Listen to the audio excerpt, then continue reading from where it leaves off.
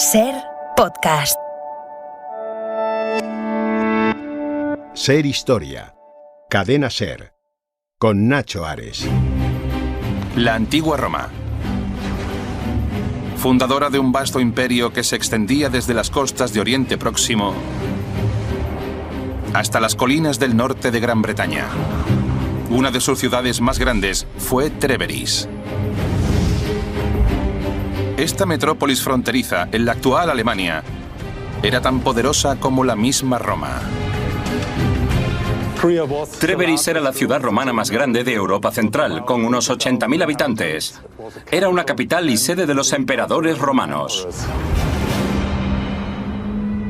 Pero a principios del siglo V, el mundo de Trèveris se desmoronaba. Un gran número de personas cruzaron las fronteras del imperio. Invasores, a los que Roma llamaba bárbaros. El nombre de uno de sus guerreros inspiraba más temor que el de ningún otro: Atila.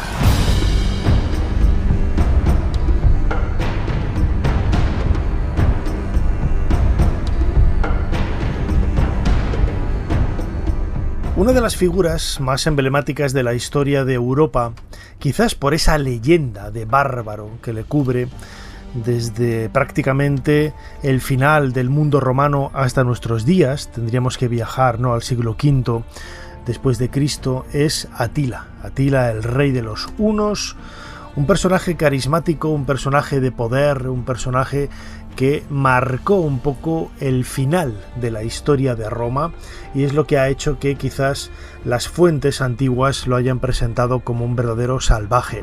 Pero ¿hasta qué punto Atila, el rey de los hunos, es tal y como lo definen las fuentes de los últimos autores clásicos? Yo creo que no es así. Yo creo que Atila, como evidencia las pruebas arqueológicas y otros textos contemporáneos, no fue quizás tan bárbaro como lo presentan los romanos. Los romanos decían que eran bárbaros todo aquel que no estaba sometido a su forma de pensar, a su forma de vivir, a su forma de sentir, prácticamente, ¿no? Y eso es un poco lo que vamos a abordar en este cronovisor, el último cronovisor de esta 14ª temporada, que vamos a tener junto con Jesús Callejo en este programa especial de Ser Historia, aunque recordamos, lo diré luego otra vez, Ser Historia no va a abandonar la antena y los podcasts de la cadena Ser en Ser Podcast, porque vamos a seguir con programas nuevos todo el verano. No os lo podéis perder, pero de momento Atila va a ser el último cronovisor de esta temporada, en un programa en el que, como siempre, habrá muchos más temas para seguir intentando hacer un poquito más de historia.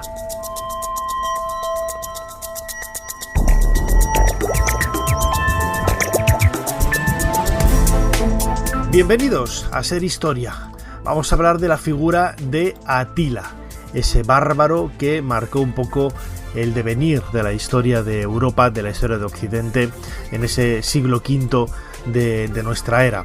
Hablaremos también de una exposición, Los últimos días de Tarteso, que podemos ver en el Museo Arqueológico Provincial de Madrid, en Alcalá de Henares, hasta el próximo mes de septiembre. Y tendremos también una nueva sección de esos discos con historia que Miguel Lázaro nos trae cada pocas semanas, en este caso un disco de The Police, Synchronicity.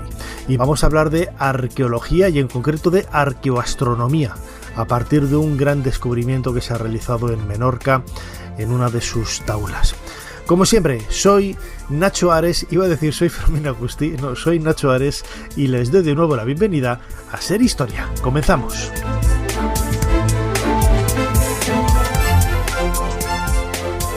Sigue a Ser Historia en las redes sociales. Nos tienes en Twitter, Facebook, YouTube, Instagram y TikTok. @serhistoria. Y también puedes suscribirte a nuestra newsletter mandándonos un correo a serhistoria@cadenaser.com. Jesús Callejo, una semana más, bienvenido de nuevo a Ser Historia. ¿Qué tal, Nacho? Qué bien te veo con ese cuerpo rubicundo. Rubicundo totalmente, sí. Bueno, hoy es un programa especial, acabamos temporada, vamos a seguir durante todo el verano, como siempre, con algunos elementos nuevos también y otros recuperados de nuestro archivo, pero volveremos, como siempre, con más brío en septiembre en una nueva temporada de Serie Historia, que creo que es la 15 ya, mira la niña bonita. Así que mucha magia y no podíamos acabar la temporada de mejor manera que destruyéndolo todo, destrozándolo todo. Eso, haciendo una tila, ¿no? Eso, total. El azote de Dios. Es que claro, que le pusieran este apodo, ¿no?, al rey de los hunos, pues Dios, madre mía, ¿qué debía hacer? Bueno, también es verdad que el apodo, ya sabes que se lo ponen siempre los enemigos, ¿no? En este caso, sí, los romanos. Bueno, tuvo varios enemigos, pero los romanos se la tenían jurada.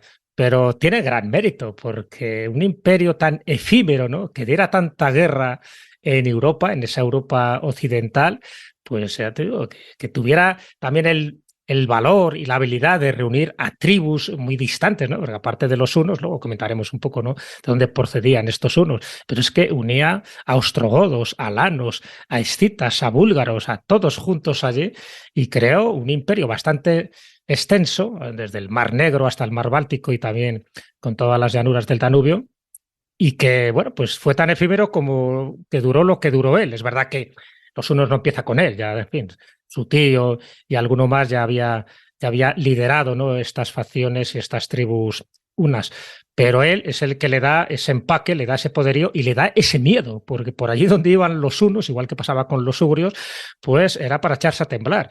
Primero por el aspecto físico que tenían, en fin, tenían un cráneo alargado, nariz achatada, pero olían a rayos, o sea, el hedor era todavía, asustaba más que el ardor guerrero que hacían en sus batallas. Ahora cuando te estaba escuchando, ¿no?, del olor de los soldados, es algo que en Afganistán cuenta mucha gente, que los talibanes huelen mal y los soldados talibanes son conocidos precisamente por el mal olor que tienen. Recuerda un poco a este ejército de Atila y los hunos, que antes te comentaba a micrófono cerrado, que yo siendo niño, claro, oía hablar de Atila y los hunos y los doses y los treses, ¿no? Hasta que un día lo vi escrito, los unos, no los hunos, ¿no?, como dicen en inglés, con H. Unos escrito con H, nada tiene que ver con las singularidades e individualidades del número uno, pero un gran pueblo también desde el punto de vista arqueológico. Vamos a ver algunas cosas interesantes, más allá de esa fama mala que tuvieron por parte de los romanos, quienes consideraban a esta gente pues bárbaros, ¿no? Bueno, bárbaros eran. Ya sabes que bárbaro era todo aquel que no fuera romano, o sea que tampoco tenía ningún mérito. Pero eran bárbaros también en la forma de luchar, en la forma de comportarse en los campos de batalla, sobre todo guerreando a caballo, eran únicos. De hecho, cuando pierden alguna batalla, como la de los campos catalónicos, es porque les obligan a hacerlo a pie. Entonces, a pie ya no son tan diestros, ¿no?, como son a caballo.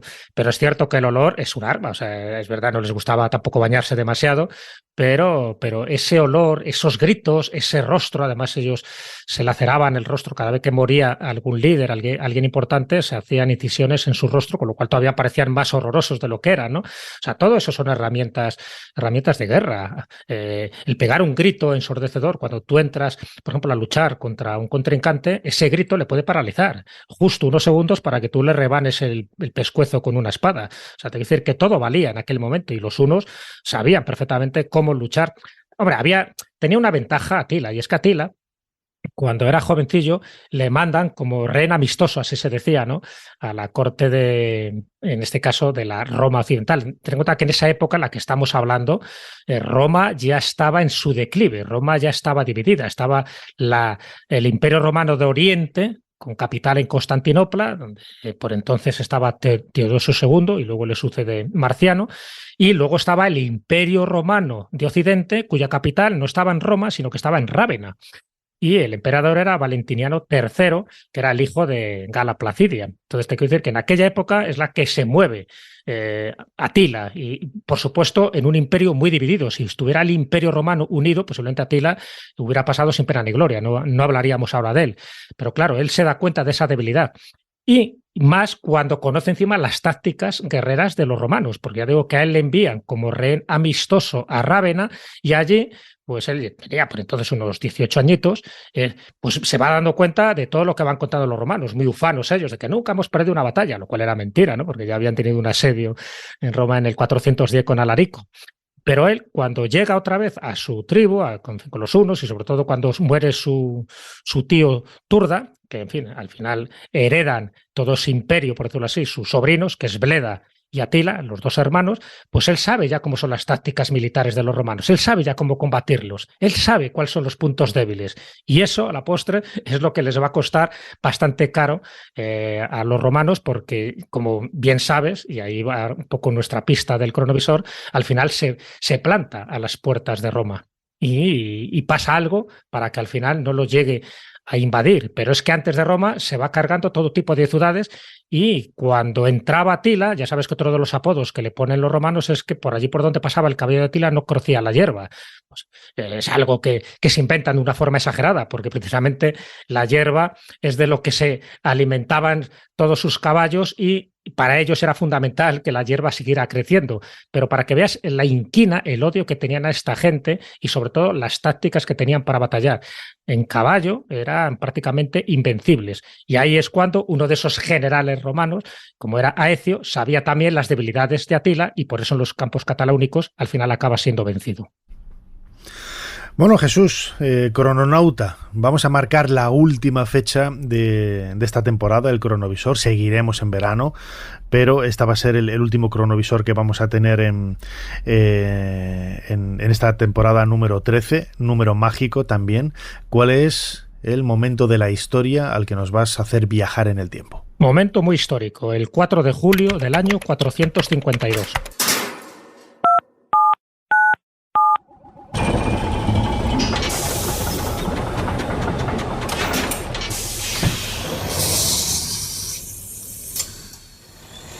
Adelante, pasen. Jesús Callejo les está esperando junto al cronovisor.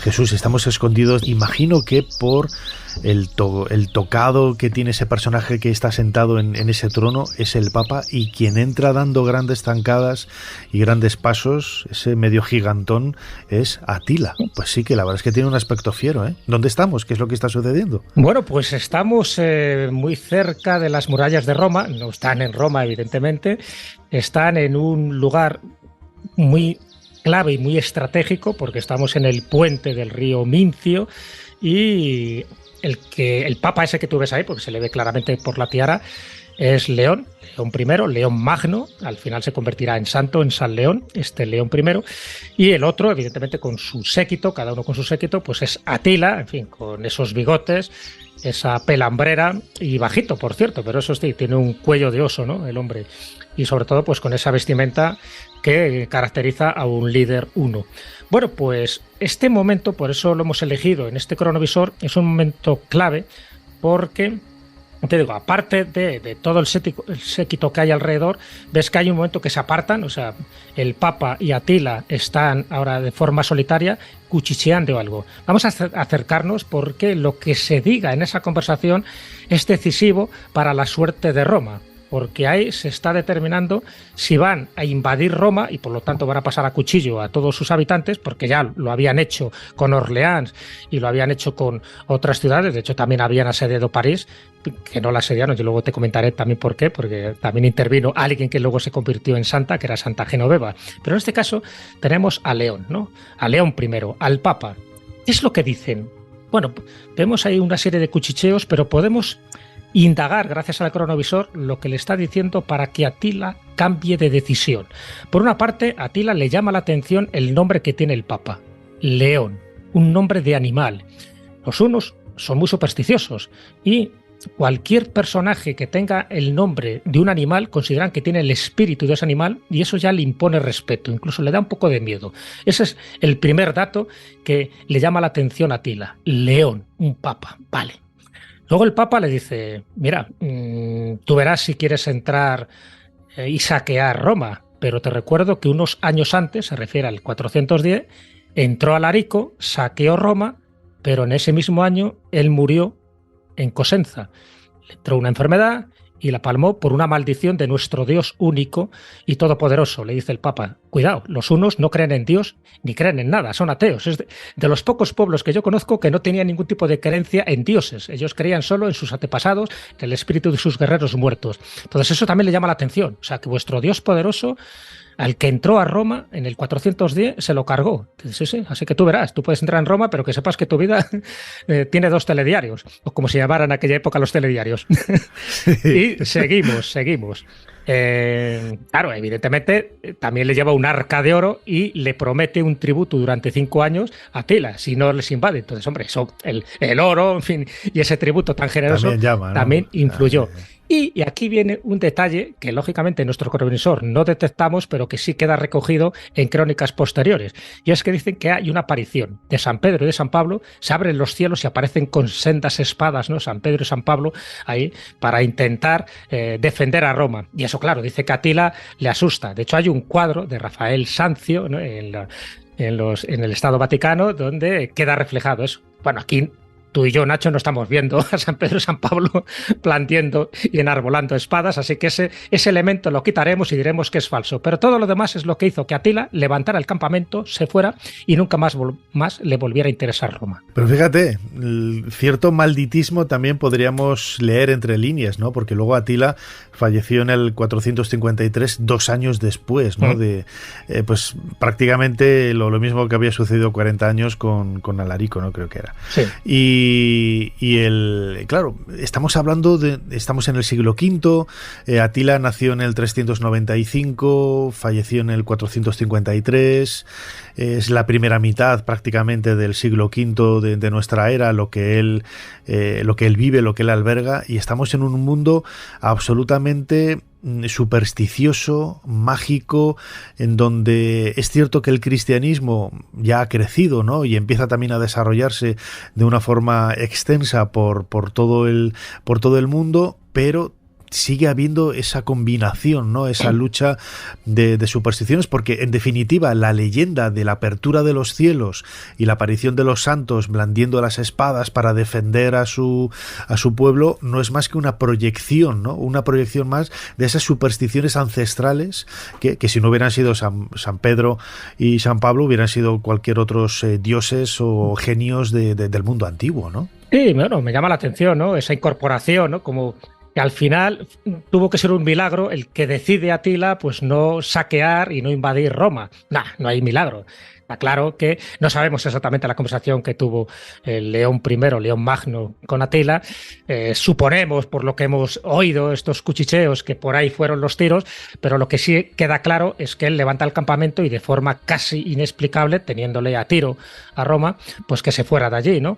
También es verdad que hay un casus belli, todo esto. O sea, ¿por qué va allí? Es verdad que él tenía ansias de expansión, pero todo va allí. Hay una curiosa anécdota histórica que llama mucho la atención, porque aquí interviene Honoria. Honoria era hija del emperador Constancio y la querían casar con un senador. Entonces Honoria pues, se niega y no se le ocurre otra cosa que enviar una carta a Atila en aquella época junto con un anillo. Entonces, la carta es pidiendo ayuda, pero claro, al mandar el anillo, ¿qué es lo que entiende Atila? Pues que se quiere casar con él, claro, un anillo de esponsales.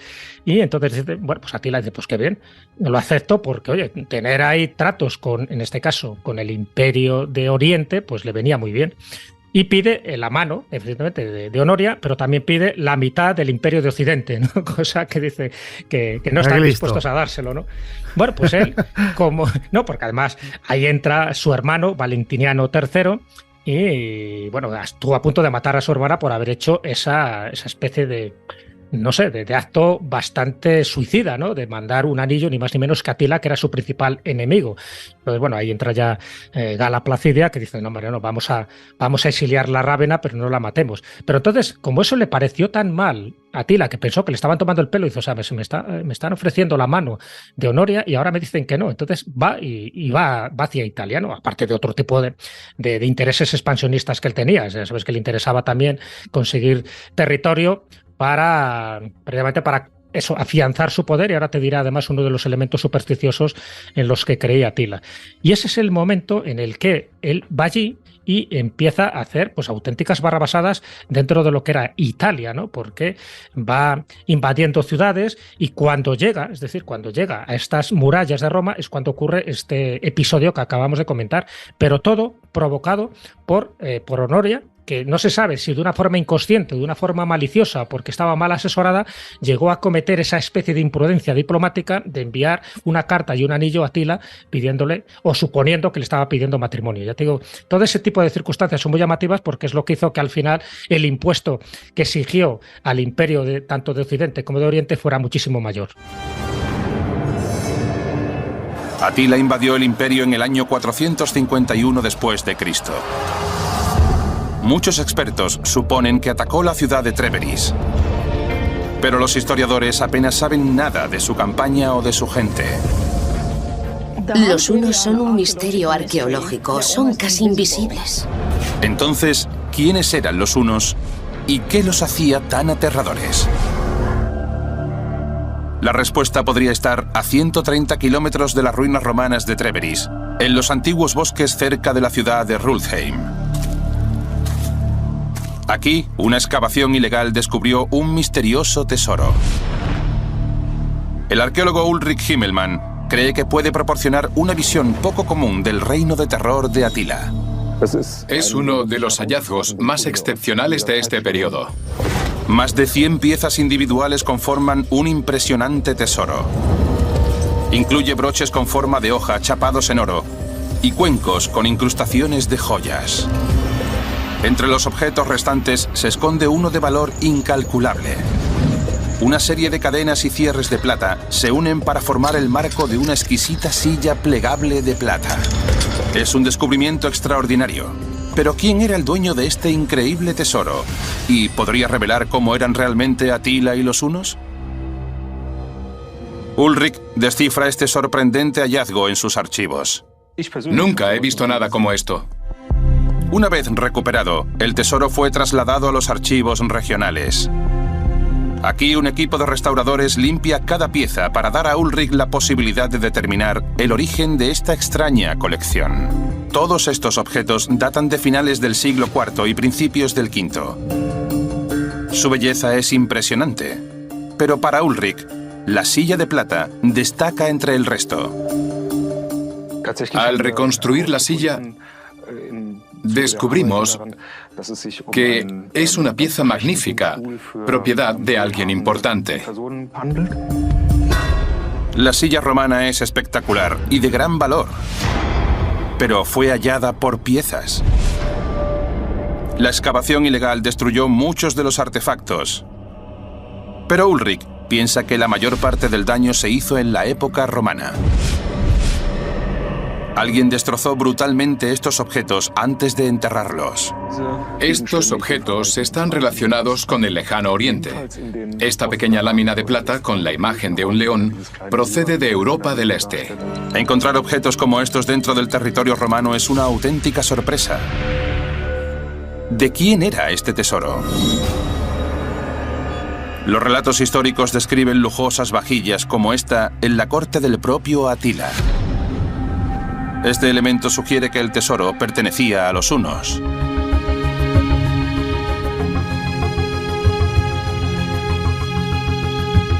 Jesús Callejo, escuchábamos un fragmento de un documental de televisión desmontando la historia, ¿no? Sobre ese legado arqueológico que yo mencionaba un poco al principio, ¿no? Un hallazgo en Trébéris, en donde, al suroeste de Alemania, en donde al parecer se descubrió parte de un tesoro de los hunos. Siempre habíamos hablado, ¿no? Como decíamos antes, de ese aspecto más fiero, de ese aspecto quizás más belicoso, pero también de alguna manera debían de tener, como sucede siempre con todos los asirios, también eran muy salvajes, ¿no?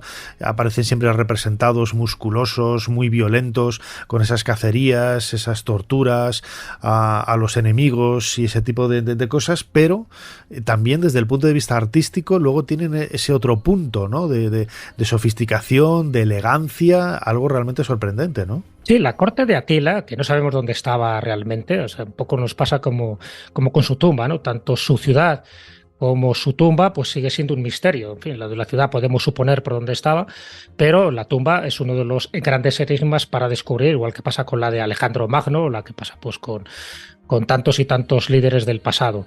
En el caso de Atila, era una persona culta. Ya te he dicho que estuvo como rehén amistoso, ¿no?, en la corte de Rávena. Ahí se sabe, aparte por los esclavos que ellos también conseguían en sus batallas, y muchos de esos esclavos eran griegos y eran romanos. Entonces se sabe que él sabía perfectamente hablar el latín y sabía hablar y escribir el griego. O sea, que era algo insólito para esa época y sobre todo para un huno, en fin, que estaba curtido en las estepas siberianas y que en general allí nadie sabía leer ni escribir, solo sabían matar y sabía, pues eso, comer y beber.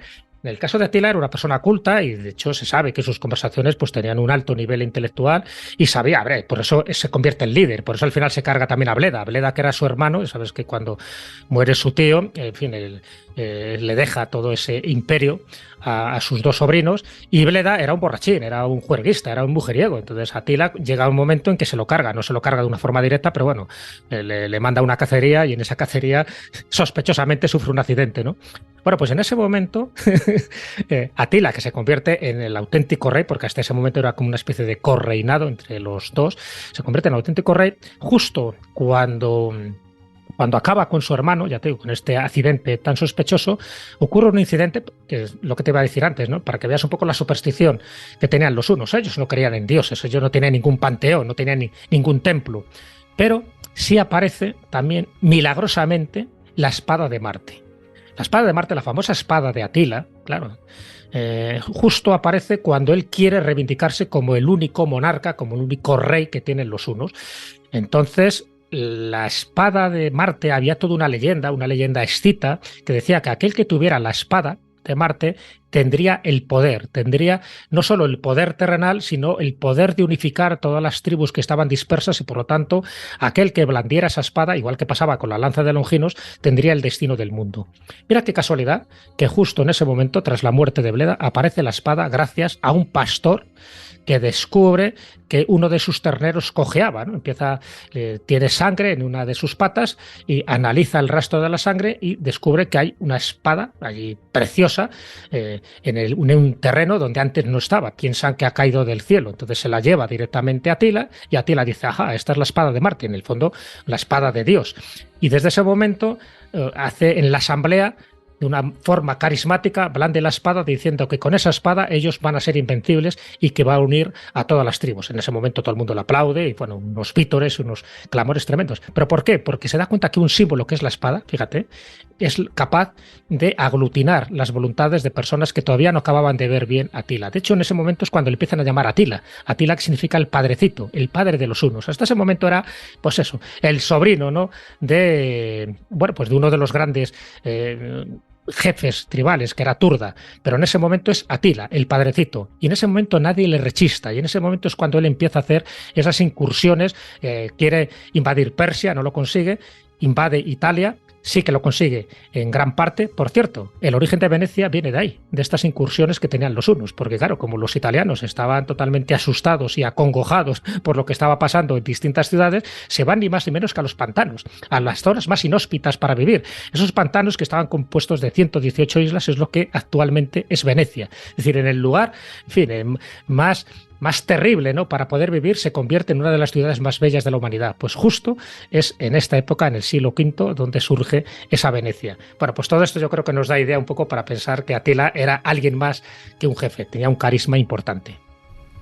Yo me he quedado con la idea que decías antes de ese impacto, ¿no?, que recibió Atila solo con el nombre del Papa, ¿no?, León el Magno, y que nos está hablando. Yo ahora, según te estaba escuchando, muchos de los aspectos iconográficos casi, ¿no?, me recuerdan un poco la obra de Carter, ¿no?, de Conan, por ejemplo, ¿no?, el hecho de que esta iconografía, esta estética, ¿no?, de personajes rudos, con la espada, fuertes, violentos, es un poco el mundo que recreaba Carter en Conan, y también el apego que tenían, que quizás de ahí viene un poco ese mundo de la superstición, con todo el espacio natural que les rodeaba, ¿no? Algo que ya en Roma había empezado a desaparecer y a diluirse, una cultura mucho más urbanita, una cultura en donde la religión, el cristianismo, pues estaba totalmente desapegada, ¿no?, de los elementos naturales. Es cierto que quizás el contacto que tenían ellos con la naturaleza era infinitamente, en la antigua Roma era infinitamente mayor de lo que podemos tener ahora, ¿no? Pero ya en aquel momento, imagino, en el siglo V, a mediados del siglo V, debía de ser también, pues eso, las grandes ciudades, el hecho de que tú bajaras a la tienda que había abajo, a la panadería, y compraras en el mercado, pues todo eso son aspectos de la vida que en la Europa oriental, ¿no?, en esas estepas, no existía todavía prácticamente, ¿no?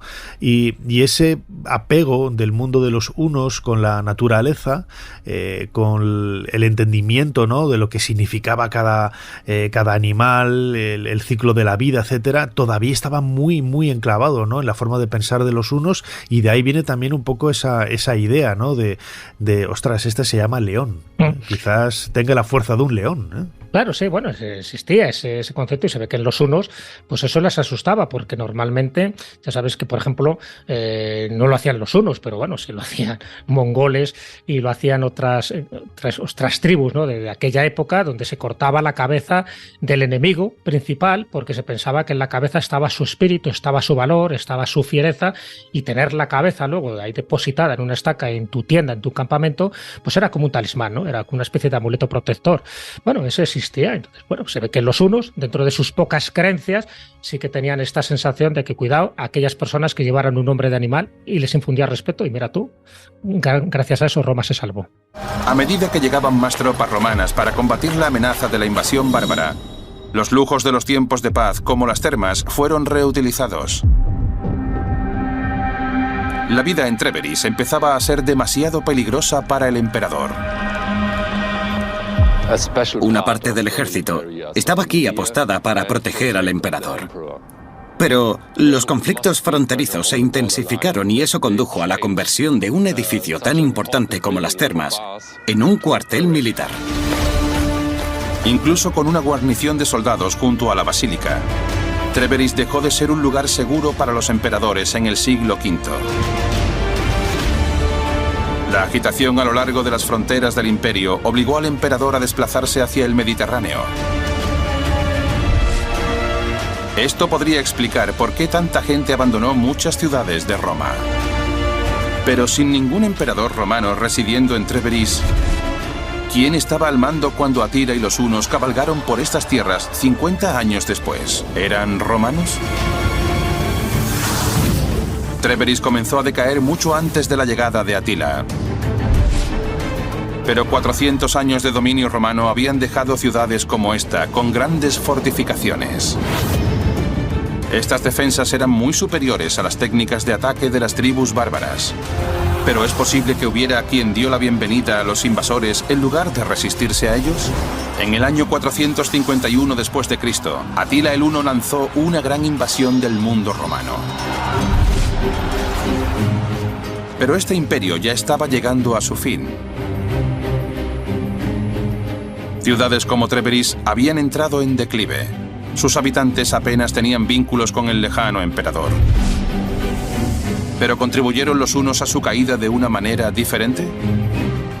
Los hunos son un misterio arqueológico. Históricamente sabemos que tuvieron un enorme impacto en esta parte del mundo, pero arqueológicamente son casi invisibles. Escuchábamos un nuevo corte de ese documental desmontando la historia de Discovery, La ira de Atila el Huno, ¿no?, en donde escuchábamos que es cierto que Atila acabó con Roma, por lo menos eso es lo que decía Roma, pero Roma ya había empezado a diluirse hacía tiempo, ¿no? Lo anunciabas un poco antes, Jesús. Sí, así es, era un momento que se estaba desintegrando Roma. De hecho, incluso mucho tiene que ver también con descendientes de los hunos, porque bueno, al final Atila muere en el 453, Luego contaremos un poco su muerte, un poco su entierro, pero se sabe que el último emperador romano es Rómulo Augusto. Rómulo Augusto es hijo del general I Orestes. Orestes era uno de los que se había educado pues, gracias a las tácticas militares que tuvo Atila. Pero el que le derroca es Odoacro. Odoacro, este príncipe germano, era hijo del general I Edeco. ¿Ves? Otra vez los unos estaban ahí. Odoacro destrona a Rómulo Augusto, el último emperador romano de Occidente, en el año 476. O sea que 20 años después de la muerte de Atila se puede dar por finiquitado ese gran imperio de Roma, que es en el 476, es donde se supone que ya empieza esa Edad Media, ¿no? Aparte, se termina esa Edad Antigua. Bueno, pues ese será el momento. Es verdad que se encuentra, ya te digo, con un imperio fraccionado, con un imperio con disputas internas, pero Atila es como que le da el último golpe de gracia, ¿no? Ya te digo, tanto Odoacro, que era hijo de un general I, como cuando destrona a Rómulo Augusto, que era hijo también de un general huno. Ya te digo que los hunos sí que es verdad que cuando muere Atila se disgrega todo ese efímero imperio, pero evidentemente fue como el espaldarazo donde se puede decir que Roma dejó de existir o dio su último aliento. ¿Y cómo fue el final de Atila? Porque imagino que, como cualquier gran protagonista de la historia, no fue un final cualquiera, ¿no? No, pero fue un final tonto, porque no murió en batalla como a él le hubiera gustado, ¿no? Él tuvo varias mujeres, tuvo hasta 450 concubinas, ellos daban mucha importancia al sexo, en fin, querían procrear, porque bueno, no era un pueblo muy numeroso y está claro que cualquiera, pues en el momento que conseguía alguna concubina, alguna esclava, pues intentaba crear vástagos. En el caso de Atila, evidentemente como jefe que era, pues tenía varias esposas y una de las últimas esposas con la que se casa, que es con una princesa bactriana, en fin, se carga a su hermano. Y esta princesa bactriana, pues casi no le queda más remedio que casarse con Atila, ¿no?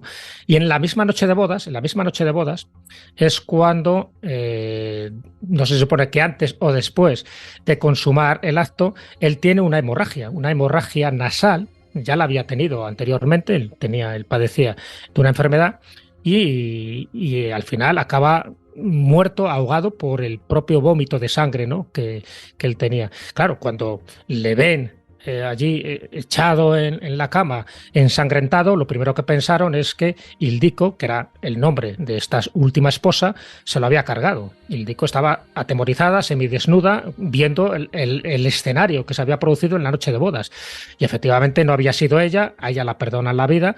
Y menos mal, porque te quiero decir que gracias a eso pues se pudo haber contado un poco parte de lo que ocurrió, porque luego ya lo cuentan sus descendientes. El hecho es que cuando él muere, estamos hablando de 58 años que tenía en aquel momento Atila, en fin, una edad bastante longeva, se produce otro de esos grandes misterios, que es cómo le entierran. Entonces dicen que le entierran en 3 ataúdes, ¿no? En un ataúd de oro, en un ataúd de plata, y el ataúd más grosero, por decirlo así, sería el de hierro. Y le entierran en un lugar totalmente desconocido, porque desvían el cauce de un río y luego matan a todos los que fueron protagonistas de ese entierro. Incluso los propios generales que participaron se autoinmolaron de una forma totalmente voluntaria, precisamente para preservar el último secreto de la tumba de Atila, que por cierto se ha buscado en Kazajistán. Cada vez hay alguna noticia. Yo encontré hace poco una noticia diciendo que cerca de Budapest, en Hungría, se la había encontrado en el 2014, era falso. Y también dice que cerca de Micil, en Rumanía, también se había encontrado la tumba de un guerrero dorado con 100 artefactos y también su caballo en el año 2022, y tampoco era la tumba de Atila. Es decir, que a día de hoy esos 3 sarcófagos, esa tumba, está totalmente perdida y está totalmente ignorada. Atila sigue rodeado de infinidad de misterios, lo que lo convierte en un personaje apasionante y fascinante de la historia. Hemos viajado en este último cronovisor hasta el siglo V para descubrir cómo era la Europa, cómo era la Roma y sobre todo cómo era ese imperio de los hunos con Atila, todo un personaje. Jesús Callejo, nos vemos muy pronto, ahora en septiembre. Todo lo mejor para este verano, disfrútalo. Nos vamos a dar una buena comida en estos días, todo el equipo, estáis invitados. Y muchísimas gracias, como decimos siempre, por habernos ayudado a hacer un poquito más de historia. Hombre, muchísimas gracias a ti, la verdad que ha sido una temporada muy completa, muy viajera, muy intensa. pero siempre muy agradable, ¿no? Y siempre un placer estar en este cronovisor, ¿no? Pues un poco desentrañando ciertos enigmas históricos. Ya sabes que tenemos una gran lista de personajes y acontecimientos para la próxima temporada y ya sabes, siempre dándolo todo y por supuesto acepto gustoso esa invitación a esa comida donde hay que reponer fuerzas y más después de habernos dejado exhaustos Atila, el padrecito. Un fuerte abrazo, querido amigo, y nos vemos en breve. Hasta la temporada que viene. Chao. Hasta la próxima temporada.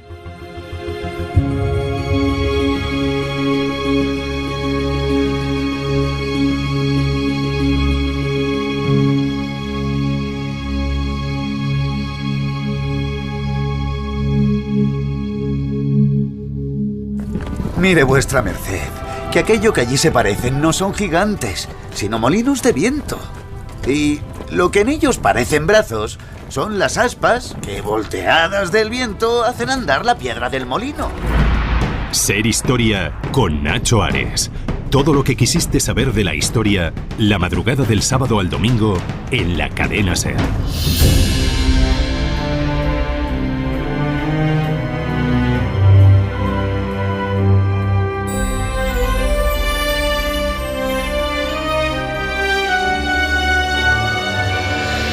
Continuamos en Ser Historia, pasamos de página en nuestro particular libro de historia y los próximos minutos los vamos a dedicar a uno de los temas que a mí siempre más me ha fascinado, ¿no? En las últimas décadas, ahora lo hablaremos con nuestra invitada, la arqueoastronomía ha marcado un poco el devenir de muchas investigaciones y ha dado una nueva lectura a grandes monumentos que a lo largo de las últimas décadas, de los últimos siglos, me atrevería a decir, pues solamente eran estudiados, analizados desde un punto de vista estético, desde un punto de vista pues mucho menos pragmático, ¿no? Como lo pudieran haber utilizado esas personas en la Edad Media o en la Antigüedad, como es el caso, o en la prehistoria, el caso en el que nos vamos a mover en los próximos minutos. Vamos a viajar a Menorca, a la taula oeste de Sonacasana, en donde un grupo de arqueólogos, Irene Riudavert y Toni Ferrer, han descubierto algo alucinante y que acaban de publicar en la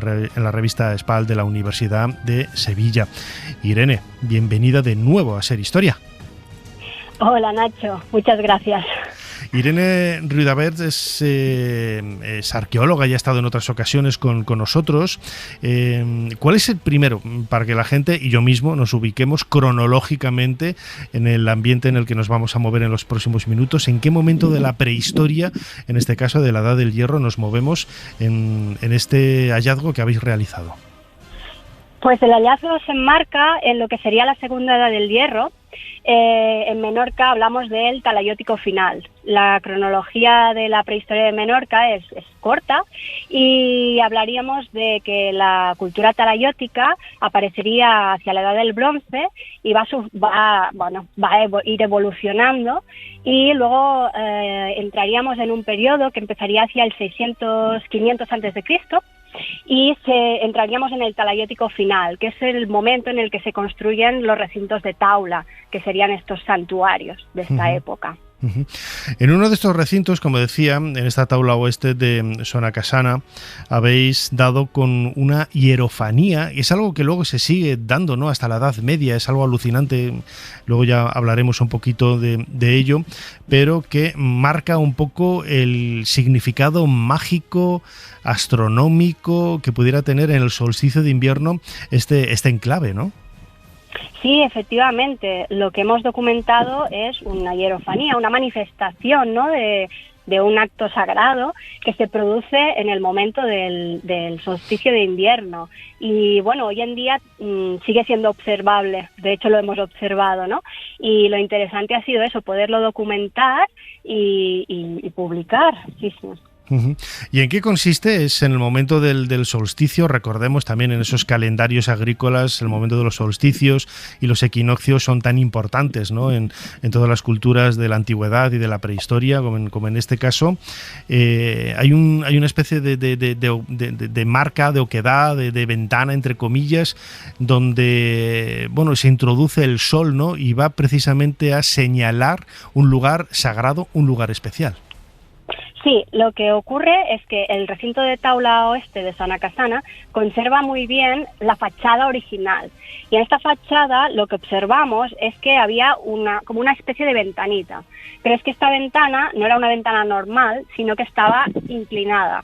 Y bastante arriba, ¿no? Bastante, bueno, complicado de mirar, ¿no? Si fuese simplemente una ventana normal.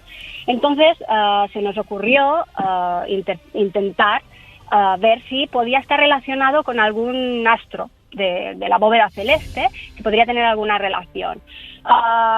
Bueno, lo que hicimos fue una primera prueba con una aplicación que han desarrollado unos amigos, ¿no? Que es Photopills. Entonces, lo que hicimos es que con esta aplicación introdujimos el ángulo de inclinación de la ventana, que son aproximadamente unos 21 grados, y lo que hicimos también fue, bueno, ubicar las coordenadas, y la aplicación lo que hace es, mediante la realidad aumentada, tú le indicas qué astro quieres que ubique en estas coordenadas y te dice si cuadra o no cuadra en algún momento del año. Entonces, nuestra sorpresa fue que lo primero que probamos fue el Sol.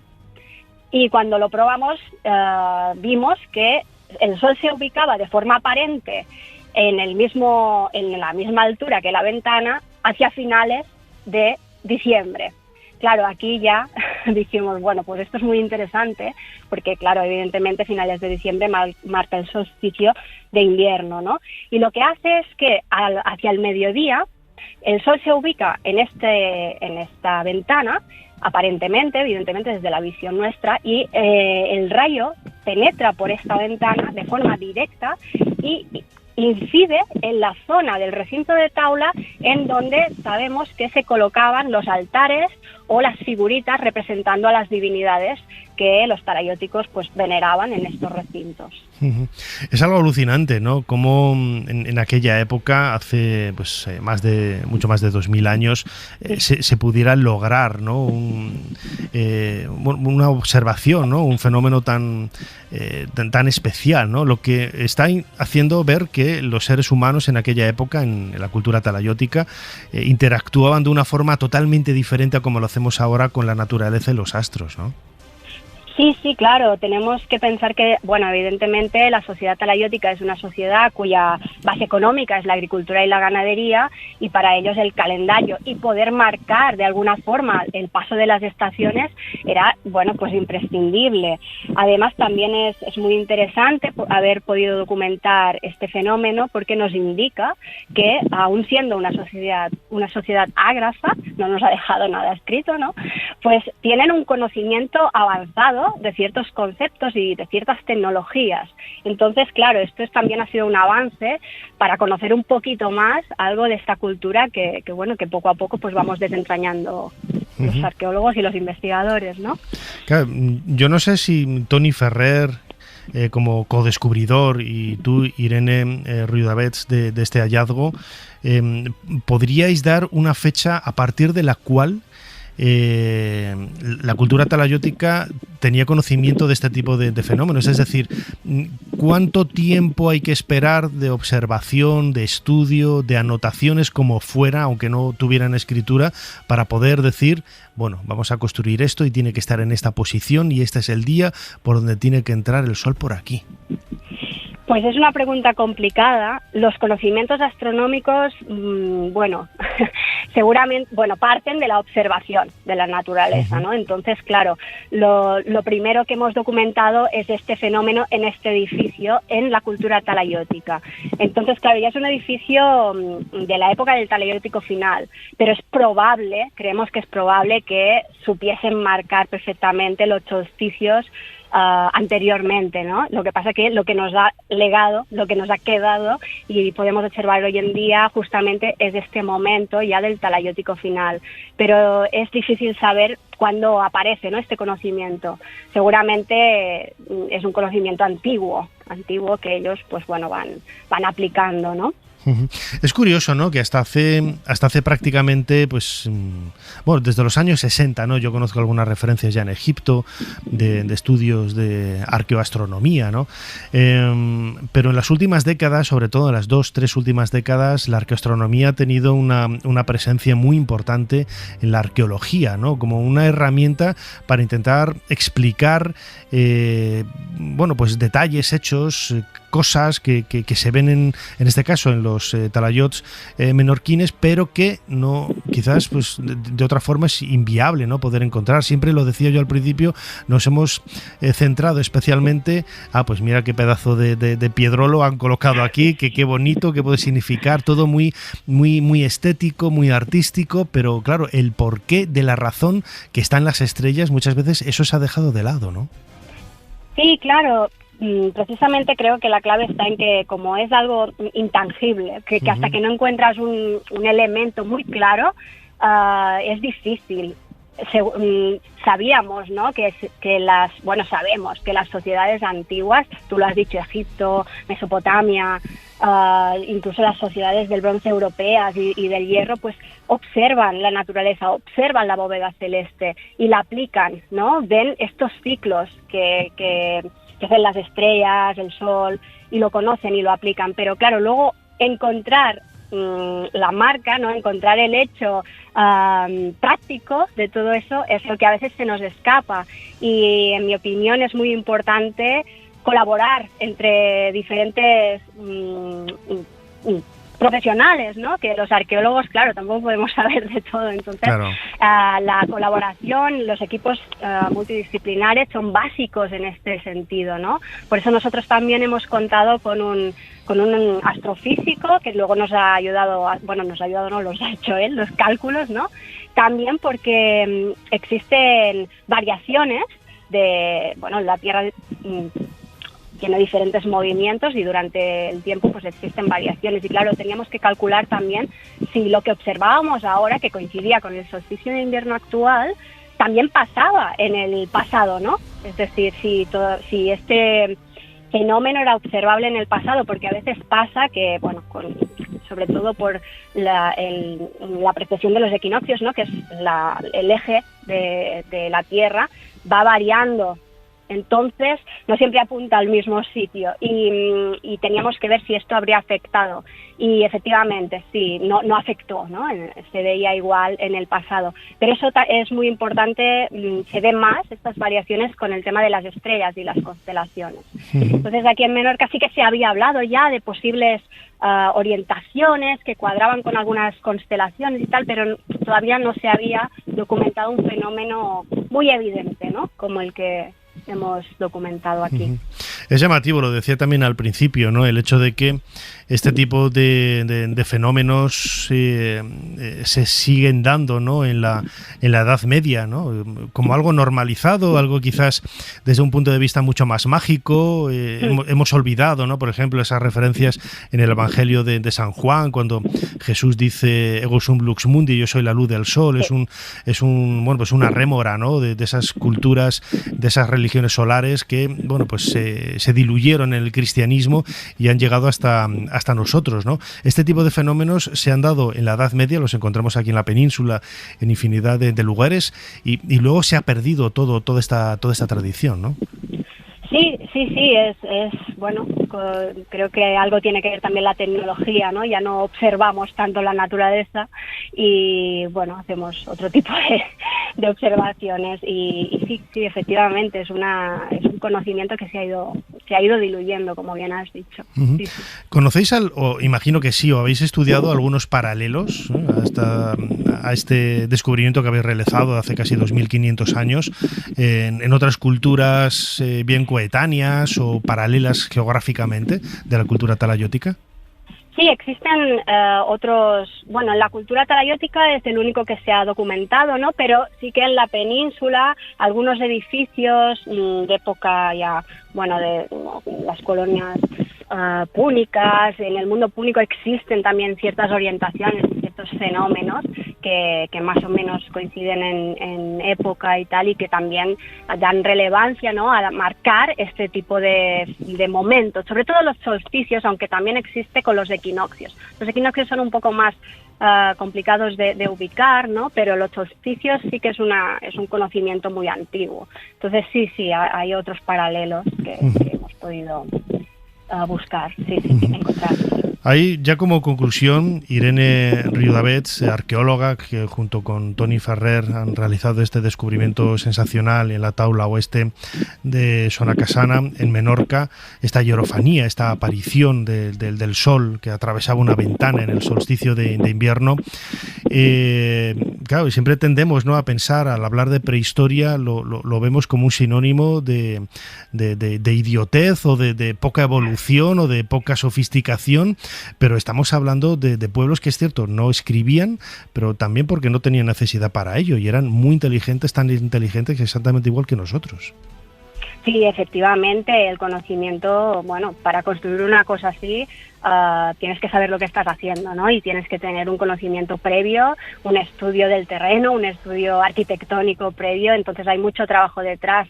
No hay escritura, no la hemos encontrado, pero sí que se nota, está clarísimo que hay un conocimiento muy profundo de la arquitectura y de estas orientaciones, y efectivamente. Muy bien, pues un gran descubrimiento que queríamos compartir con todos los seguidores de Ser Historia, aquí realizado en Menorca, en esa taula oeste de Sonacasana, publicado en la revista Espal de la Universidad de Sevilla, y que sus arqueólogos Irene Riudavets y Toni Ferrer, Irene ha estado con nosotros compartiendo su pasión por este hallazgo tan magnífico en los últimos minutos. Irene, una vez más, muchísimas gracias por habernos ayudado a hacer un poquito más de historia. Muchísimas gracias a vosotros por invitarme de nuevo.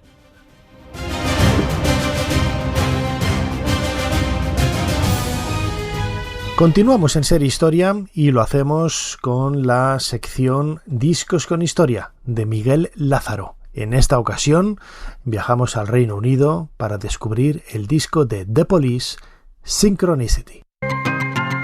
1983. En la cima de su carrera, The Police decide separarse tras publicar su álbum más vendido, Synchronicity, 20 millones de copias.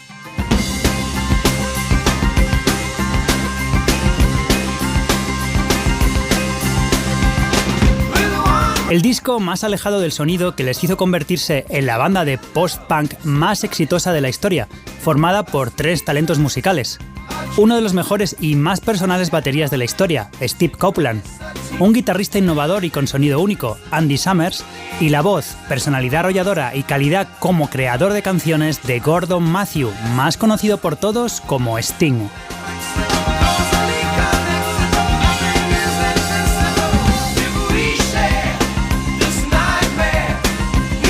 En el disco con historia de hoy, The Police abandonó casi por completo sus influencias reggae, mostrando un sonido más pop y alternativo, que incluía el uso intensivo y lleno de criterio de sintetizadores.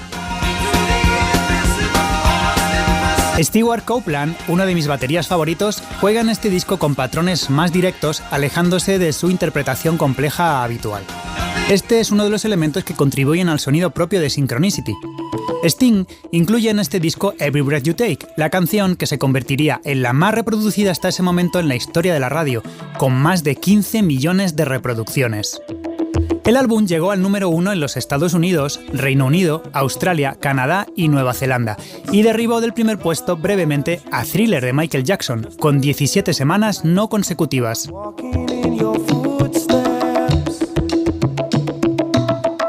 Cada tema en Synchronicity no es simplemente una canción, sino una pequeña y discreta banda sonora. El disco empieza con Synchronicity 1, jugando con una secuencia sintetizada que da paso al bajo y batería, dejando las guitarras para los estribillos y puentes. La canción está inspirada por la teoría de sincronicidad y del inconsciente colectivo de Carl Jung, concepto que envuelve a todo el disco. La energía baja dando paso a Walking in Your Footsteps. De nuevo, una secuencia sintética más percusiva sirve de base para el desarrollo del tema, en el que el bajo de Sting y la batería de Copeland no aparecen. Y las guitarras de Summers gritan y se desgarran con un ligero toque a Robert Fripp que sobrevuela todo el disco. Mientras, la letra se remonta a 50 millones de años atrás, jugando con los inicios de la vida en la Tierra. Un fundido de entrada nos abre a Oh My God, el tercer tema del disco con historia de hoy, donde los sintetizadores siguen haciendo acto de presencia, esta vez con un pad lento y atmosférico que arropa a la batería y al bajo. Con una producción que ahora denominaríamos muy ochentera y una sorprendente reminiscencia a la línea de bajo de Day Tripper de The Beatles en el estribillo. Siguiendo el avance de la temática presente en el disco, Oh My God habla sobre Dios y su relación con los hombres, y termina en un caos jazzero de saxofones que desemboca en Mother, el único tema de Andy Summers en el disco con historia de hoy.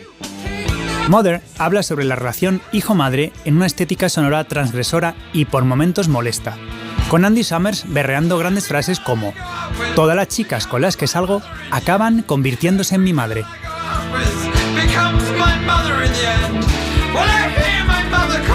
El quinto tema del disco, en este caso el único compuesto por Copeland, Miss Gradengo, es una pequeña locura en la línea del trabajo de Stewart que habla, crípticamente y basándonos en la estética sonora, sobre una mujer que al parecer trabaja en alguna organización de tipo comunista.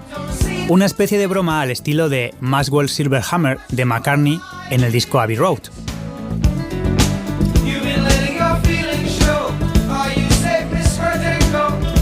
La segunda mitad del disco trae la potencia que quedó pausada desde el primer tema, recuperándola en Synchronicity 2.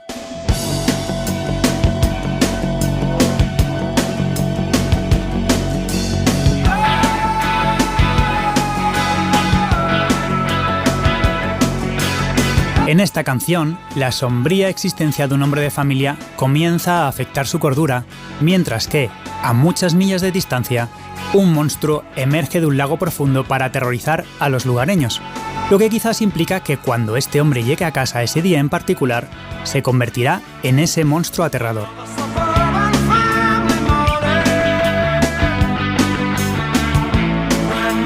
El propio Sting dijo que estaba tratando de dramatizar la teoría de la sincronicidad de Young. Y llegamos al punto que dispara todas las teorías y disparatadas ideas sobre lo que Sting quiso contar con Every Breath You Take.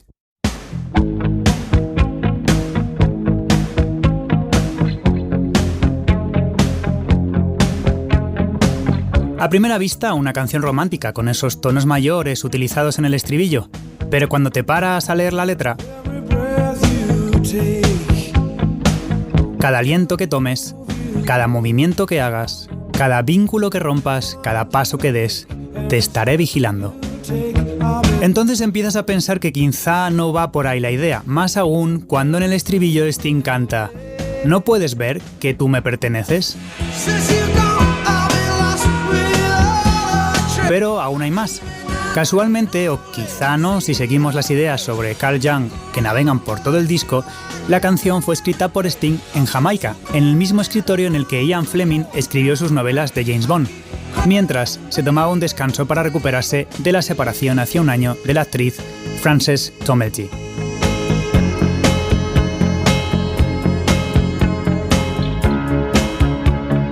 Así pues, ¿de qué trata la canción en realidad? La canción trata sobre el control, los celos, la persecución, la manipulación y el acoso. En palabras del propio Sting, una vez la compuse y la toqué, me di cuenta de que era muy oscura. Mi intención era escribir un tema romántico, seductor, envolvente y cálido. Después me di cuenta de que había otro lado de mi personalidad involucrado, uno repleto de control y celos. Ahí reside la fuerza de la canción. La compuse en un momento difícil. Así que ni es una canción para que suene en tu boda, ni es una especie de versión de 1984 de Orwell hecha canción.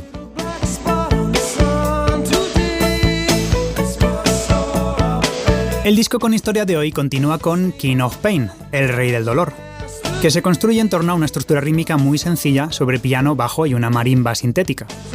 La canción sigue tratando sobre la separación de Sting. De hecho, surge un día que mientras estaba acompañado por su mejor amiga, que luego sería su esposa, Trudy Styler, mirando al cielo, Sting dijo: «Mira, hoy hay una pequeña mancha negra en el sol. Esa es mi alma ahí arriba».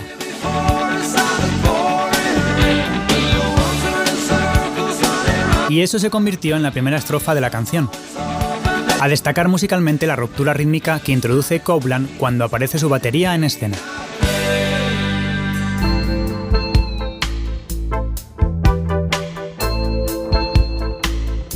El disco no para de crecer y la belleza única, sencilla y conmovedora de Wrap Around Your Finger nos envuelve con sonidos sintéticos pero atemporales y una pegadiza melodía que acompaña la letra, que incluye referencias mitológicas y literarias, entre ellas las de Scylla y Charybdis, monstruos de la mitología griega, y la leyenda alemana de Fausto.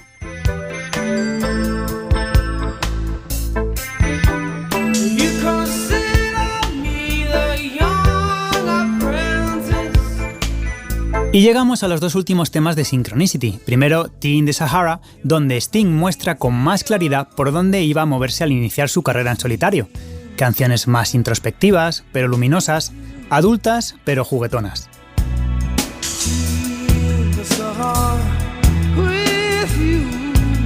Y terminamos con Murder by Numbers, coescrita por Sting y Summers, con la excelente aportación rítmica de Copeland, que vuelve a mostrar su genialidad, moviendo los tiempos a placer, y la letra de Sting, que al parecer nos habla sobre manipulación social y política de masas. Y el disco termina con unos tímidos aplausos finales.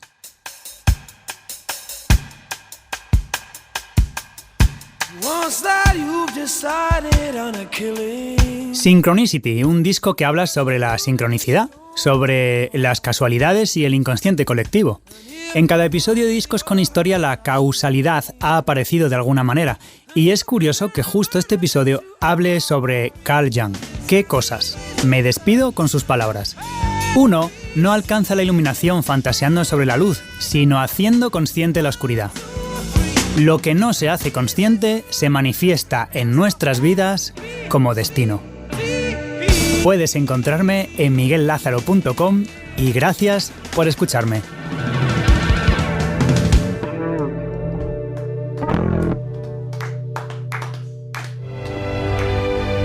Tutankamón, joven faraón perteneciente a la dinastía XVIII de Egipto, cuyo nombre original Tutanjatón significa imagen viva de Atón.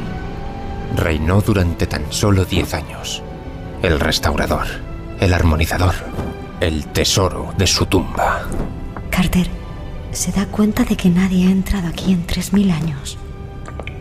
El tacto de la pared húmeda, el pequeño aire gélido, las siluetas de las estatuas, el silencio casi místico. Ser Historia con Nacho Ares. Todo lo que quisiste saber de la historia, la madrugada del sábado al domingo en la cadena SER.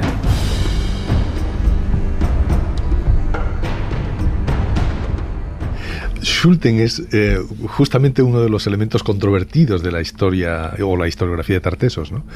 Y es un personaje peculiar, muy denostado modernamente, muy desprestigiado, creo que merecidamente, aunque también es cierto que su obra representó mucho para la agitación en torno al conocimiento de Tartessos. Lo que ocurre es que Schulten venía impulsado por un espíritu muy peculiar, ¿no? Que era el que quería ser un imitador de Schliemann y descubrir la Troya de Occidente, ¿no? Y que para él era un mundo vinculado además a su paradigma del mundo griego perfecto, Argantonio, el filo griego, el rey tartésico filo griego.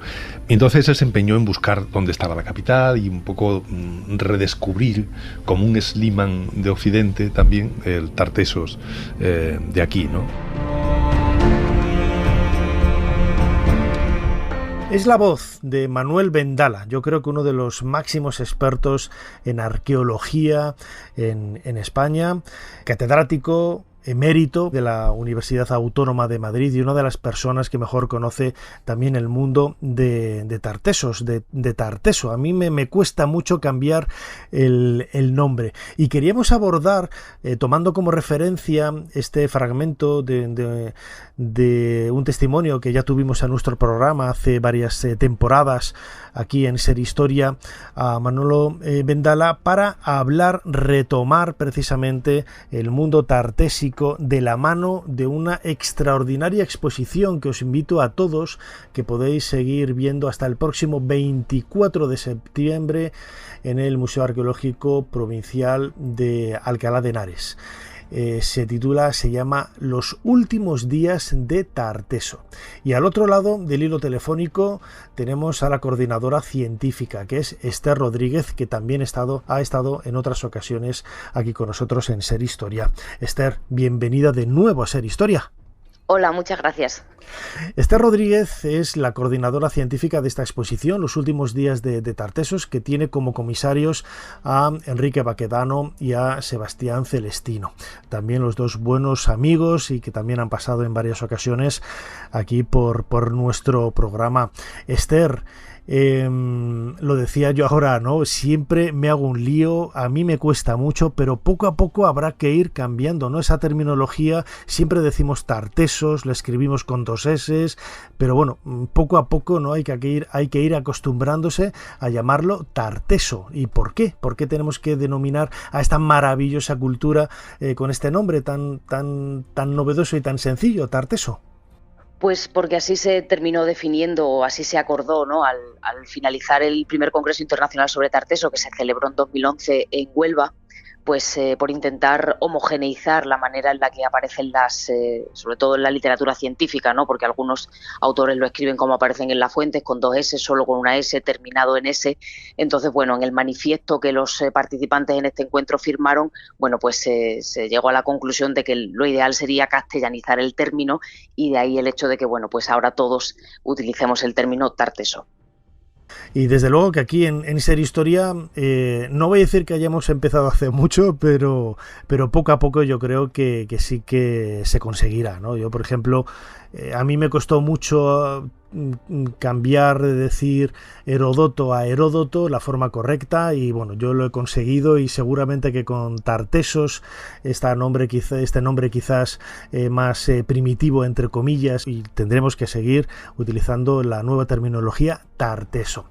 Esther, en esta exposición absolutamente espectacular, Los últimos días de Tarteso, habláis de, bueno, pues es una oferta cultural y también una forma de dar a conocer una de las culturas más brillantes de la península ibérica, de la Iberia prerromana, que no voy a decir que esté olvidada, pero que quizás ha estado a la sombra del mundo ibérico, del mundo romano, del mundo púnico. Tarteso tiene por sí suficientes mimbres para convertirse en esa cara más visible de las culturas prerromanas de la península ibérica. En efecto, y de hecho, bueno, podríamos incluso decir que en estos momentos Tarteso vive una especie de edad dorada, ¿no? Por los últimos hallazgos arqueológicos que se han realizado en torno a esta cultura, y quizá, bueno, pues por esa razón ya hace algunos años comenzamos a trabajar de la mano de Enrique Baquedano en la confección de esta idea y de esta exposición, que además, bueno, pues por primera vez, como tú decías, acerca a la sociedad, ¿no? Algunos de los conocimientos que tenemos en torno a esta cultura. Hasta ahora se habían hecho pequeñas exposiciones o pequeñas exhibiciones de elementos o yacimientos concretos, como la que se celebró en Sevilla para la celebración de los 50 años de aparición del Tesoro del Carambolo, pero digamos que es la primera vez que una exposición reúne materiales de yacimientos tartésicos procedentes de diferentes enclaves del suroeste de la península ibérica. Si tuviéramos que definirlo desde el punto de vista cronológico y desde el punto de vista espacial y también desde el punto de vista cultural, Esther Rodríguez, ¿cómo podrías definir Tarteso? Pues Tarteso es el resultado de la unión entre fenicios e indígenas. Nosotros en la exposición hemos utilizado la fórmula fenicios más indígenas igual a Tarteso, bueno, pues para simplificar, ¿no? O para hacer llegar un poco de manera más sencilla esta idea. Cronológicamente se extiende entre el siglo VIII y el siglo V antes de Cristo, y territorialmente es cierto que tiene pues diferentes áreas de desarrollo. El núcleo de Tartesos, que se origina en el Valle del Guadalquivir, Huelva, Cádiz, Sevilla, las provincias actuales aproximadamente, para que los oyentes puedan situarse, y luego, tras la crisis del siglo VI, digamos que ese poblamiento se desestructura y es en el momento en el que surge esta nueva organización territorial en torno al Valle del Guadiana, que nosotros consideramos como la etapa final de ese Tarteso. Tú trabajas junto con Sebastián Celestino en esa maravillosa excavación del Turuñuelo, ¿no? Que es quizás la que más sorpresas y más información ha dado en los últimos años para hablar de la cultura de Tarteso, la cultura tartésica, y que además tiene mucha presencia, ¿no?, en esta exposición Los últimos días de Tarteso. Efectivamente, de hecho ya el propio nombre, ¿no?, Los últimos días de Tarteso, pues viene un poco a guiar a la gente sobre en qué parte de la exposición quizás recae el mayor peso, ¿no? Y pues buena parte de los materiales que la gente que se acerca a la exposición podrá ver, pues proceden de este Valle del Guadiana. Obviamente tienen su peso localidades como Huelva, Carmona, es decir, la exposición ha conseguido reunir materiales que constituyen, pues objetos únicos, ¿no?, de esta cultura, algunos de una riqueza patrimonial y de una belleza, extraordinaria, ¿no? Yo creo que los pisos de Carmona son un gran ejemplo de ello. Pero el peso, digamos, mayor, y donde en los últimos años se ha centrado un poco más el foco del conocimiento de la cultura tartésica, es justamente en ese valle medio del Guadiana, donde se localiza un yacimiento como Casas del Turuñuelo, del que hay, las mejores piezas que hemos conseguido recuperar hasta ahora forman parte de esta exposición. Y pues nosotros tenemos la suerte de excavar en el Guadiana unos yacimientos que, por su ubicación en este medio rural, pues tienen muy buen estado de conservación, ¿no? Y eso pues nos está permitiendo recuperar, como tú decías, un volumen de información que quizás no ha podido extraerse de otros enclaves tartésicos que se hayan excavado en otras regiones, por ejemplo, como el Guadalquivir. Es muy difícil, ¿no? Siempre, ¿no?, a los profanos quizás del mundo tartésico acercarnos a él o intentar ponerle rostro, ¿no? Y habéis realizado, ¿no?, hace pocos meses, precisamente en el Turuñuelo, un gran descubrimiento que es la aparición de una suerte de máscaras, de figuras que yo no sé si por primera vez nos permite poner rostro al mundo tartésico, a Tarteso. Sí, son los primeros relieves, es decir, hasta ahora en Tarteso es verdad que teníamos algunas representaciones figuradas, pues en decoraciones incisas en pequeños marfiles, o la propia Astarte del Carambolo, ¿no?, que es una producción en este caso fenicia, no tartésica, o elementos que aparecen, pues las Astarte de los bocados de caballo, por poner un ejemplo, pero todas estas producciones pertenecen a otro tipo de materiales, pues el trabajo del bronce, el trabajo del marfil, son siempre piezas mucho más pequeñas y por primera vez en escultura, en este caso en relieve, ¿no?, porque la parte trasera es plana y casi a tamaño natural, pues tenemos unas representaciones figuradas que ahora habrá que intentar determinar exactamente a quién están representando, si son pues personajes que están más cerca de la divinidad o quizá de la propia sociedad tartésica.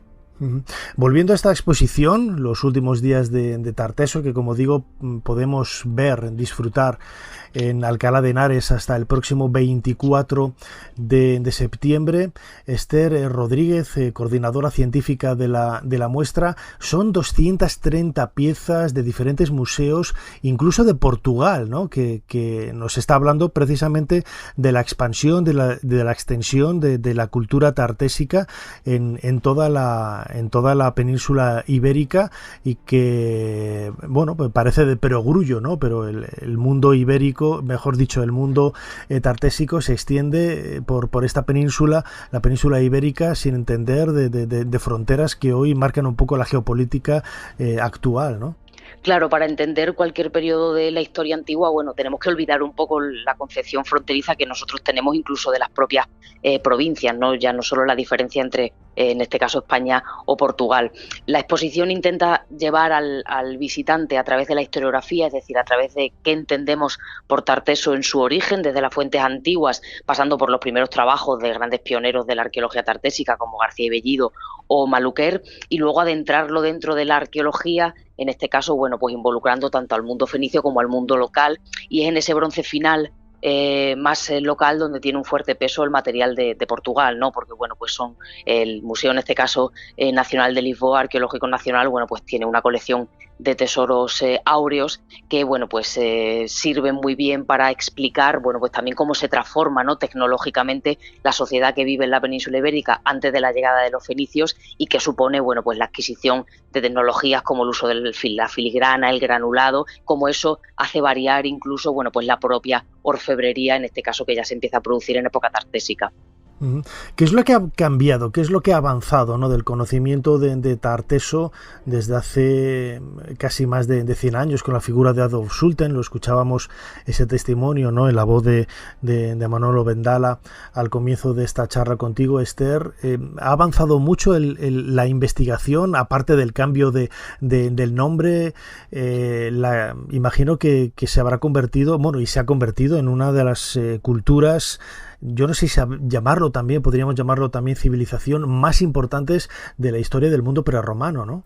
Sí, posiblemente. De hecho, bueno, sí, por supuesto que ha cambiado además muchísimo, ¿no? Desde que Schulten concebió la existencia de una ciudad hasta la aparición de los primeros materiales que, bueno, pues estos pioneros que comentábamos, ¿no?, García Bellido, Maluquer, comenzaron a observar, ¿no?, ese elemento oriental que prevalecía en ellas, pero que al mismo tiempo que les trasladaba al Mediterráneo, eran producciones que se estaban localizando en la península ibérica, ¿no? El hallazgo del tesoro del Carambolo supuso un cambio radical en el paradigma de Tarteso, porque a partir de ese momento Tarteso comenzó a materializarse arqueológicamente y es cierto que, bueno, pues desde ese hallazgo ha empezado a construirse esta arqueología tartésica que cada vez conocemos mejor, ¿no? La excavación del Carambolo también supuso un giro en ese sentido al, bueno, pues documentar un santuario fenicio que luego tiene sus fases consecutivas con el mundo tartésico y, bueno, sobre todo ver cómo se fue expandiendo, ¿no?, cómo esa cultura o esa sociedad se movió por el territorio y, bueno, pues hasta que encontró su final en el siglo V a.C. Has hablado de esa ciudad, ¿no?, que es quizás el grial, ¿no?, de todos los arqueólogos del mundo de la cultura tartésica, de Tarteso. ¿Dónde crees que se encuentra esa ciudad en ocasiones tan onírica, ¿no? Se ha convertido casi en la Atlántida de la arqueología española. Pues la verdad que no sabría decirte un sitio, ni siquiera a día de hoy tengo claro que exista, ¿no?, tal ciudad. Es cierto que, bueno, pues obviamente cuando uno sigue las fuentes antiguas, bueno, pues nos dan una serie de pistas que en ocasiones hay que saber leer, en este caso con cautela, pues porque, bueno, hasta que la arqueología no nos lo muestre, por así decirlo, es muy difícil de sostener. Ya sabes que hay muchos autores que la han ubicado en Cádiz, otros autores que la han ubicado en Huelva. Lo cierto es, bueno, es que realmente Tarteso es una cultura muy diversa en ese sentido y que tiene, bueno, pues diferentes perfiles en función del territorio en el que nos ubiquemos, ¿no? Quizá aquí el mayor problema lo tiene el concepto en sí mismo, ¿no? El concepto tarteso, que es un término que nosotros hemos adoptado de las fuentes, pero que en este caso, bueno, pues necesitaríamos quizá de la epigrafía para saber realmente a qué se referían los griegos cuando hablaban de Tarteso. Y claro, eso solamente unos textos pues nos permitirían un poco adentrarnos un poco más y conocer a nivel terminológico y sobre todo etnográfico, ¿no? Conocer cómo se llamaban realmente las comunidades, la sociedad que habitó el suroeste de la península ibérica, que nosotros a día de hoy englobamos bajo la cultura tartésica. Ya para ir acabando, Esther Rodríguez, coordinadora de esta maravillosa exposición, los últimos días de Tarteso, que podemos disfrutar en Alcalá de Henares hasta el próximo 24 de septiembre. ¿Qué es lo que el visitante, el público en general, se va a encontrar en esta muestra? Bueno, pues como te comentaba, piezas de primer nivel que sirven para explicar o para ejemplificar cómo ha evolucionado el concepto de Tarteso, ¿no? Desde la colección de jarros de bronce, piezas que proceden de Huelva, como por ejemplo, bueno, pues toda la tumba 17 de la Joya, que en su día, incluso por la riqueza que tenía, se llegó a comparar con la posible tumba del rey Argantonio, ¿no? Que hablan las fuentes, o los pizos de Carmona, el material fenicio que procede de la propia colonia fenicia de Cádiz y, bueno, pues luego todo el material que hemos ido documentando en el Valle Medio del Guadiana, desde el santuario de Canchorroano, el Turuñuelo, ¿no? Que además, bueno, pues la visita termina, ¿no? Con un paseo por una reconstrucción a tamaño natural del patio, con esa hecatombe de animales que excavamos en el año 2017 y que tú viniste además a visitarnos durante esas excavaciones. Y bueno, pues yo creo que puede salir con una visión acompañada además de un gran número de ilustraciones y de un aparato gráfico que, bueno, pues sirven para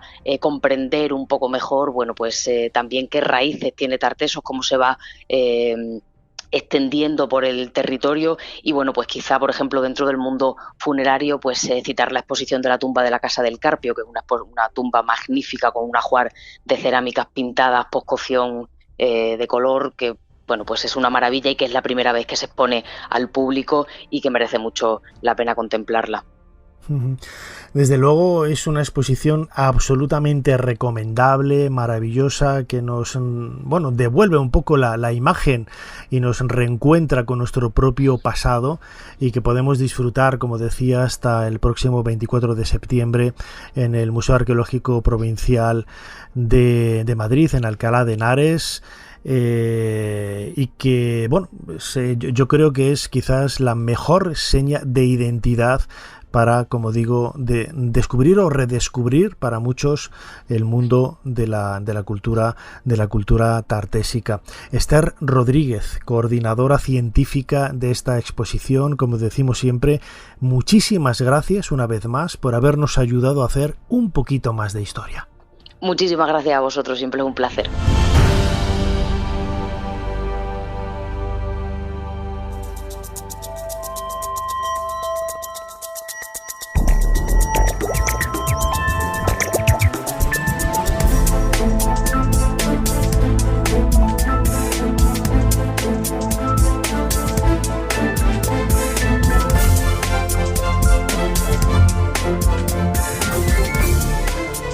Hasta aquí este nuevo programa de Ser Historia, el último de la 14ª temporada. Seguiremos, como hacemos todos los veranos aquí en la cadena SER, emitiendo la madrugada del sábado al domingo un nuevo programa durante todo el verano hasta retomar la temporada 15, La Niña Bonita, dentro de unos meses, en septiembre, para seguir compartiendo con todos vosotros, con todos ustedes, nuestra pasión por la historia. Fermín Agustí ha estado en la producción del programa, Ana Caballero controlando las redes sociales y delante del micrófono vuestro humilde servidor, Nacho Ares. Os dejamos con más entretenimiento aquí en la cadena SER. Hasta la semana que viene.